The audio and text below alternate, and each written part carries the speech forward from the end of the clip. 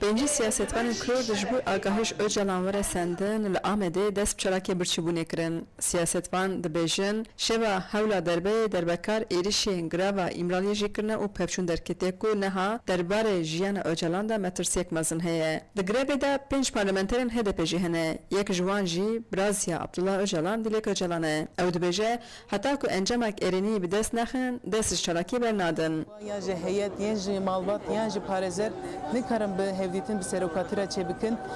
Ev guman hem bi gelê Kurd û gelên hemû azadî dixwazin re ev guman gerek were zelal kirin.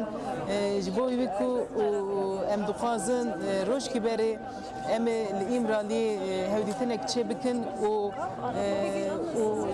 bi rayê giştî re jî em ê parve bikin.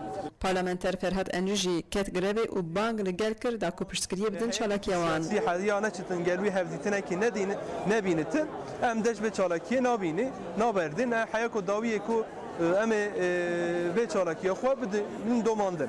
Em tavehî bangaweziya me ji tevahî gelê me heye tevahî şiraya giştî re heye li xwedî îrada xwe li xwedî vê çalakiyê derbikevin li her derî aslında bikin cihê çalakiyê çuku yani ev em bigehin armanca xwe pêvajiyekî nû aslında tê dest pê kitin ama tek armanca me heye tendursiya rêberê gelê Kurd çi rewşê dana. Parlamentera Hekarê Selma Irmak jî di grevê de ye. Ew jî dibêje ji çalakiya xwe hevî darin.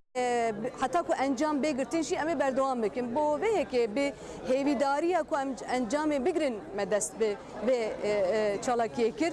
Bi vê çalakiyê vegirê dayê ez bawerim ew ê encamekê xurt bêstendin. Em hêvî dikin ku avek jî li vê agirê bibe deriyekî xêrê li vî şerî vebe.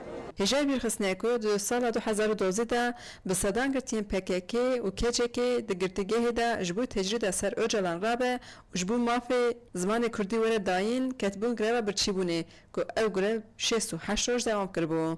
Selma Irmak jî di wê demê de ji doza keçekê di girtîgehê de bû û ew jî 20 roj di çalakiyê de mabû. Xanma Selma dibêje şertên îro ji ên sala 2012 pir dijwartirin. Ev çalakî piştî 68 roja bi encam bû bi Birêz Öcalan re hevdîtin hate kirin û bi wê demê vere jî dem vebû müzakere dest pê kirin û döndurê 2 sal û nîv 3 sala de jî ne kuştin pêk hat ne jî alozî pêk hat yani aramiyek pêk hat. Çalakiya siyasetvanên Kurd li avahiya DBP didome.